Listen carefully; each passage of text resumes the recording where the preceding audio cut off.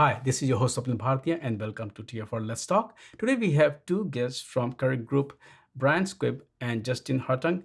Justin, Brian, it's great to have you both on the show. Thank you. Thanks for having us. Thank you so much. Really excited about this.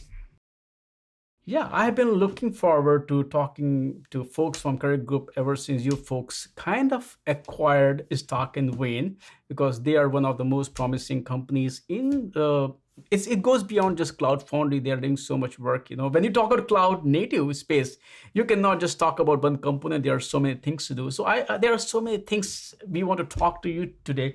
But before we go there, I want to just quickly talk about the company itself. Tell me, what does Qarik Group do? What do you folks all about? Well, thank you. Thank you, Swapnil. Well, Qarik Group, we call ourselves a transformation and modernization company, but that's it's kind of fluffy. So the best way to describe it is if you go back to our genesis story.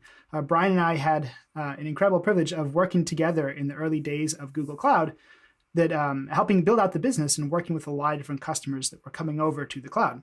And we noticed in a lot of companies that were coming, they kept asking for more than just the technology Google provided. They asked, can we be a little bit more like Google?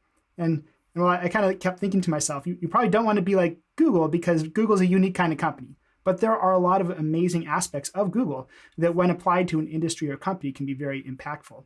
And so that's one of the genesis is how do we bring more of that Google-ness to companies? Another interesting study that we did was we looked at companies that decide to go all in on Google. And this is in a lot of the early days. And we would track their progress for the next 12 to 24 and 36 months. And these are large household name companies.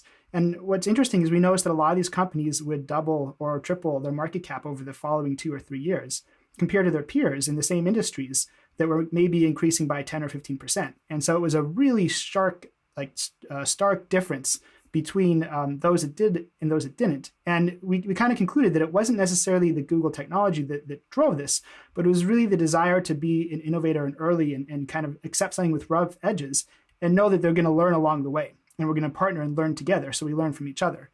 And so there's a lot of these core things that we started seeing.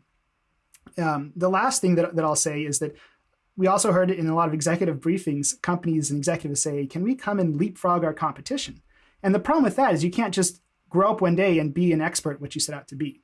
It all comes back to the fundamentals. So if we take all these different ingredients, that's really the genesis of Qarik is how do we start to work with companies to develop different behaviors and habits of digital native practices. And over time, that leads to a transformation across the company. And so I think that's the key takeaway is that we help through delivering tangible outcomes that create the behaviors and habits at multiple levels in the company that lead to an ultimate transformation for a company. Yeah, I was just going to add to that. Well, first of all, thank you so much for this this interview here. It's really great. And secondly, I was going to add that one of the things that we really focus on is that we work with our clients, not for our clients. So we resist the urge to kind of take a big SOW with super in-depth, very, very specific deliverables that stretch 12, 18 months into the future, because honestly, you can't really predict what's going to be true in 12 to 18 months. So instead of looking at it that way, we try to understand what is it that the client really is really trying to do. As they start to get closer and closer to this notion of digital native, as Justin said, what are the next 5 or 6 things that they think they want to try? And how do we enable the team with the right technical skills and sort of the right mentality to give it a go and feel okay about it? And that's a combination of working with the top of the house and then also bringing the technical expertise on the ground to win over both the engineers on the ground and the executives that are running the show at the top. So one thing that you mentioned was that it's not about technology, it's more about what client wants. So sometimes people get overwhelmed with, hey, we want Kubernetes, we want containers, we want this and that. But the thing is, what do you really want to achieve in the end? So if we look at the company, when you talk about modernizing them, transforming them, let's start with the very basic. What kind of companies are you helping? And how do you really help them in the journey so that it's more or less about what they really need versus, the next shiny object? That's a great question. And a lot of times companies do come with us thinking that they have this idea of what they want. And if you go around and talk to a bunch of people on the team, you often find that actually there's not a clear understanding of what are you trying to accomplish. And any kind of transformation or any move to the cloud needs to be rooted in a why. Like what's the outcome or the business driver that's pushing it? And that's one of the things that we do. And in fact, we kind of codified this in our Newton process, where we have to start with establishing the North Star. Like, what is the vision or the purpose of what we're accomplishing? And do we make sure this is crystal clear so everyone understands why? Because if we don't understand the why, then things fall apart later. Then it really helps us understand, like, okay, so given that North Star, where are we? What do we need to accomplish next? And let's just choose one small component to work on, and then let's focus on that. And then we measure and we improve. So it's really this there are things like you mentioned. How do you containerize something and move it to the cloud, or move to Kubernetes? These are great technologies that help you on this journey, but they're not the end state. People aren't saying, "Oh, I just have my software and I want to run it in just somewhere else." That doesn't give you the true benefit. But what it does do is when you start being able to jumpstart and use the cloud right away, you start learning all the muscle memory of what it means to use cloud. Because inevitably you have a situation like, the first time a customer moves to cloud, they treat it like a data center because that's the context they have. It's natural for humans to say, "Oh, it's just another widget." And of course, as I'm sure you're well aware, if you treat a cloud like a data center, you just get another data center. You don't get all the elasticity and all the benefit for that business agility that the companies really want. And so that is kind of like a stepping stone of how do we use these tools to really start working in the cloud. And then we start to modernize our methodologies, the software, and we re-platform where it makes sense. We modernize or transform or re-implement where it makes sense. I think I might add that what we really try to do in all the areas we engage is we try to treat the projects that we're on like products. So for example, if we're helping a client with a CI/CD system, we don't get so caught up in the sort of feature function of the CI/CD. It's more who are end users of the system. And generally speaking, the end users are going to be the engineers that are trying to ship product within our client's organization. And how do we understand what really will delight those end users? How do we figure out how to make them more productive, happier, and make the tools do more of the work and sort of reduce the toil for them? So it's less about the specific endpoint and more about how do we, again, get back to what is it that we're trying to accomplish here? And what is the right path we need to be on for that goal? When we talk about this transformation, as much as it's about technology, it's more about people, cultural aspect. People have been doing the same thing for so long. Companies may have challenges to either retrain them or find new, talent. And then there is already a crunch there. There's a gap between supply and demand. And not only that, even the modern cloud native companies who call themselves totally cloud native, even they are going through the whole developer, DevOps, DevSecOps. We are trying to say that we are breaking old silos. The fact is we are creating new silos where, it's still about skill set. You like security, so you go to DevSecOps teams. So there are still silos. So let's talk about the Newton process. And how much role does the cultural human aspect plays there? I think that the culture and human aspect, that's an easy question. I think that's the majority of the challenge with any of these column transformations is really how do we help bring people along and provide an environment for people to be amazing. One of the analogies I like using is it's kind of like you're going to a factory where there's people on the factory floor creating, like, physically working with the widgets, and you're now going to robotic automation. And so you're going to go from a large factory with lots of people that aren't doing really high valued work to a smaller number of people doing really high valued work. And that's a transition that's going on. And so I think if we look at that analogy, companies need to recognize a few things. One is the cost for that labor on an individual basis is going to go up because they're a lot higher skilled, but they're also a lot more capable, so you get a lot more output for it. Second is you have a lot of domain expertise on that factory floor that are actually very valuable and needed. So you have to provide an environment that allows those people to really latch onto the skills they have and learn the new skills. And some of those people are going to be able to make that transition. And you have to, of course, encourage that and reward that successfully. We see this a lot in situations where you're going from an operations culture to an SRE culture. Too often leaders just call them the teams SREs and think that they're done. But a lot of people don't realize that SREs are actually engineers as opposed to operators. And so how do you also provide them the tools, techniques, and opportunities to learn and grow? Yeah, I was just going to add that that's also the mentality shift is also happening on the developer side. Developers are used to developing stuff and handing it over to operations, and sometimes aren't used to the notion of having to run the things that they build. So in general, we totally agree with your assessment, Swapnil, that it's really about the people. So oftentimes our projects are technical in nature. We're building CI/CD systems. We're helping automate the whole process end to end. But really, what we're trying to do is have an excuse to have a change management conversation via a technical project, right? And we do that by bringing the best engineers we can find, Google caliber engineers, to bear in solving really, really hard problems.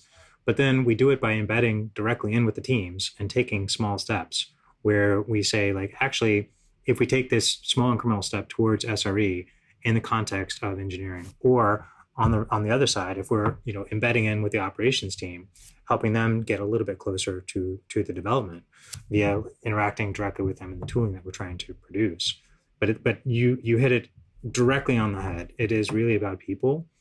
And if you look at the challenges that a typical organization faces, particularly in a COVID remote first world where competition is super intense, supply is really low on the market right now, and firms are facing these simultaneous convergence of really hard problems to solve. You mentioned containerization in the face of the legacy fleet that isn't containerized but is revenue producing with expectations for customers. So how do you think about containerizing that and upskilling your team to do that while moving to the cloud, while taking security as a first-class operation to heart, knowing that you can't end up on the front page of the Wall Street Journal? So you have to increase your capacity for security across the entire software supply chain. And you have to do all these things simultaneously. That's scary. It's not so scary to take one of those things and move incrementally forward via a technical project that adds tremendous value to the firm and repeat. That's basically what we do. We try to build the foundation of capability, the foundation of trust within the team itself by helping them just take the first few steps. And in general, we don't want to be there forever. We want to be there long enough for the client to kind of pick up that capability on their own and even like have a clear end date. Like this is the date that Qarik leaves and we're going to be okay because we've built up that capacity within the walls of our firm. One of the key criteria is we have success criteria for our projects is that you can kick us out because we're no longer needed. And we'll actually say that, like, don't hire us for because you need more bodies to fill this. We're going to be way too expensive. It's not going to be strategic for you. Use us where you want to seed and build the team, that this is a core capability you need to be successful in the future. Now, there's one more thing that you, Brian, talked about was security. And these days we hear a lot about security. So when you do help companies with modernization, transformation, everybody wants security, right? Nobody will say, hey, we don't want security. But security is something, once again, it's moving into the developer's pipeline. It's very easy to preach, but it's very hard to practice. So where is security in your radar? How do you help them with that as well? Because security is not, you cannot just let go of it. Security is something which is a ongoing process forever. So security is obviously front and center in everyone's mind right now. And that situation is exacerbated by the fact that security professionals are very expensive and hard to find. Much more so if you think about security directly integrated into the flow of software engineering. So what we try to do, again, is the same thing that we mentioned before. We take our security professionals, embed them directly in with the core engineering teams. We have them sort of articulate back to the client and work with the client's security teams that are in place already to understand, well, what is the environment that this particular client works in? How do they think about security? What are the tools that are already there in their enterprise? And can we think about shifting left as much as possible towards the actual developer experience? In an ideal world, there are security tools that are directly embedded within the IDE, telling developers in real time that the thing that you're about to do could potentially cause a security vulnerability, so don't do it. It's hard to do that because it's hard to change the day-to-day behavior of the developers. IDEs are kind of a thing that you usually don't want to mess around with, particularly in a fashion where you dictate the choice. With that said, what we try to do is inject security as far to the left as we can.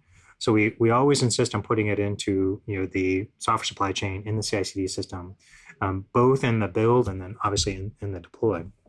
So what we end up doing is looking at sort of security architecture end to end. What is the security posture for the firm? What are the current sort of threats that a firm is looking at, combined with the things that we know about based on our ear to the ground with our security folks? And then how do we start to embed that thinking directly into the engineering team, and again, make sure that the engineers that are building the things in the first place realize that they can't delegate the responsibility of keeping the firm safe to some extra security team. It's part of their job every day to make sure that they are putting in new features, functions that are, to their best of their knowledge, are adhering to the best practices that the security community has.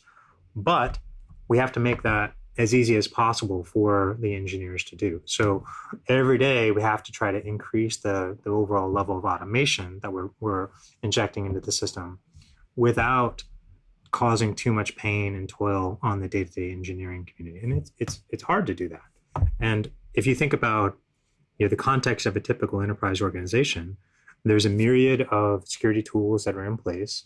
So a firm like Qarik can't come in and just say, all of your problems will be solved if only you do X. No, actually, you have to take a sense of what's actually going on. What is the skill level of the team on the ground? What are the things that they are looking at right now to increase the overall security of their CI/CD system? And then how can we help? How can we amplify the existing efforts or supplement things that might need supplementing? But at the end of the day, security has to be at the top of mind for everybody, involved in producing software. And that was a bit of a soapbox, so sorry about that. You used the term software supply chain. Sometime in the legacy world, we just think about binaries. You got it, big monolith. You have to deal with the modern cloud native architecture is more about a lot microservices. It's a lot of different components, framework that comes from different places. So you also have to, even containers, you don't even know what our libraries, what our frameworks are there in the container. So it's very important to understand the whole supply chain to say, first of all, do you think that companies do understand the whole software supply chain in today's modern world? Number two is that how do you help them? As you also said, that they need to understand. So it has to be an ongoing process. So what do you folks do for that awareness, education aspect also, which once again goes back to the human or culture problem? I think that's a great question, and I'll jump on instead of Brian to answer this one. So two things is, do companies know their software supply chain? Oftentimes, no, companies don't understand their full software supply chain. And you see this playing out time and time again when there's some kind of compromise and everyone's scrambling to say, do we use that component? Do we use this software? And people just don't know. And it takes weeks of effort to sometimes uncover that. Second is what is that awareness, or what do we do? And I'll say that there's this broad shift that we're seeing where, just like in the early days of big data, companies had a bunch of silos of data. And the concept of big data was, how do we start to unlock the information across our company from all these silos? We're seeing a similar kind of movement with software, where I'll call it big code for lack of a better term, of how do you understand where all your software is and what goes into all your software, and are you actually generating the right results with the inputs? So we're spending a lot of time with enterprises building platforms that actually support engineers and visibility into their entire supply chain. And I think in terms of helping, oftentimes some of our clients lack an end-to-end picture of what actually needs to happen for, let's say, in the extreme case, a brand new engineer arrives on site and gets a laptop and is ready to go. How long does it take for that engineer to produce code that goes into production?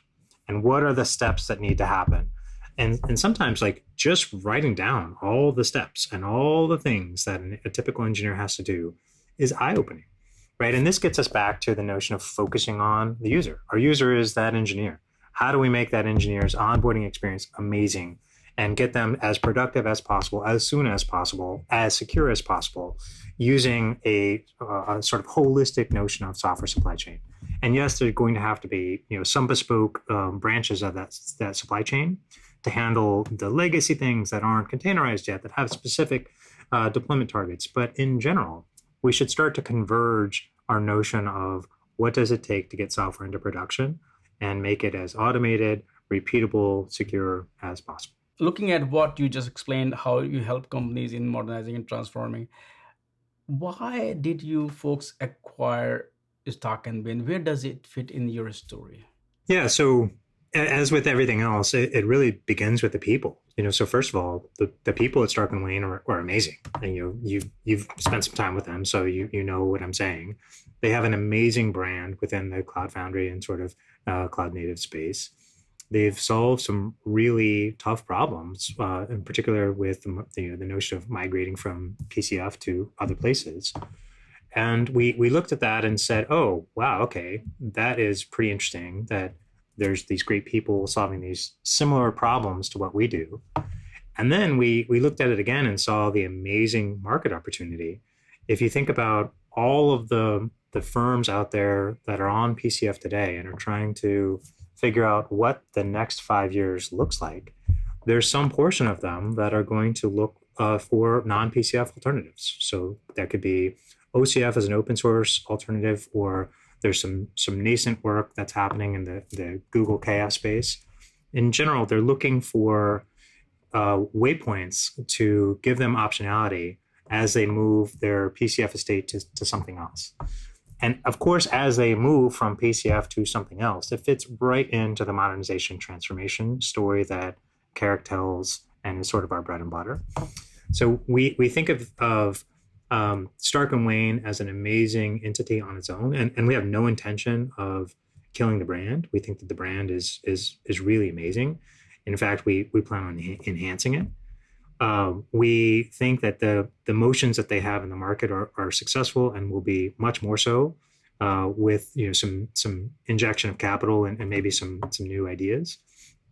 And we think that there's going to be quite a lot of opportunity for cross-selling between the Qarik modernization transformation story and the Stark and Wayne PCF story. When these kind of acquisitions happen, and I talk to, of course, the Stark and Wayne team also, there has to be some kind of, alignment with the values, the vision, the goal, the problem solving. So where do you see, that, you folks have the same values, so you both feel that, it's the same team that we are working with, irrespective of how you're operating? Yeah, I mean, I think it comes back to both firms have an obsession with helping clients achieve their goals, right?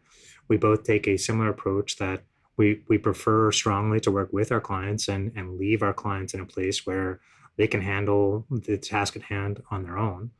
We have a similar focus on hiring really great people that are good at their jobs, but also good human beings that are easy to work with and have fun together. So I think that there are a lot of similarities between the way we think as humans. And like when we started interacting with them, we kind of felt like we were home because it was just so similar. And it was everything from the way that they ask questions when we're doing town halls, and they're very vocal about their questions. They're very pointed about their questions, and that's us too. And that's what we're used to from Google. So I'd say we're very, very aligned culturally in terms of how we think about the world. We're aligned in terms of what we're trying to do with our clients. Their market motions that they have with the PCF stuff that they do, they're best in class in what they do. And we like to think that we're best in class in what we do on the modernization transformation side too. And I think that they just, the vision fits really well together. Stark and Wayne looking to be, the best possible, organization to help with PCF services. Us looking to be the best possible modernization transformation. Both organizations partnering effectively with all of the cloud providers. And I think with the acquisition and sort of the combination of the two organizations, it strengthens our play with the cloud providers. We have deep connectivity into the major cloud providers, so do they. And we can kind of combine the two stories to make a pretty powerful play for them. And then also for firms that are looking to keep some percentage of their estate on-prem. But we find that 100% of our clients are looking to do at least some decent percentage of their estate in the cloud. Irrespective of how people look at Cloud Foundry, especially with the chip builders moving out, and that Cloud Foundry Foundation will be kind of absorbed within Linux Foundation under whichever umbrella they choose to be. But the fact is that even today people use Unix. Mainframe is still if you're doing any massive transaction, it is going through mainframe. So sometimes people they don't talk about things which are not shiny and things. So the same thing is that the cloud foundry will also remain for a very long time. But the fact is that market will change. Kubernetes will play a big role, and then something new will come up. So if I ask you folks that, how do you see the future is going to look like? Though one thing that COVID has told us that don't talk about future too much in advance, but just that what plans do you have for future, and so that you are like, yes, we do know some transition will happen from PCF to other things. So if I ask you, what plans do you have, or what does the future look like? What plans do we have? Well, our plans are to kind of develop incredible learning muscle so that we can continue to, and that's what we do with our customers, because we don't know what the future holds. But I think there are a few patterns. One thing that I'm seeing more and more, that we're seeing more and more, is that initially people thought AI was just another form of data analytics, but really AI is just another form of writing software. And so as we get more to a place where technology can elevate humans to make the decisions, like for example in AI, you're deciding which data do you use to make decisions on, and you feed that into the model to train it. So I think we're seeing a similar kind of evolution just in how software is made.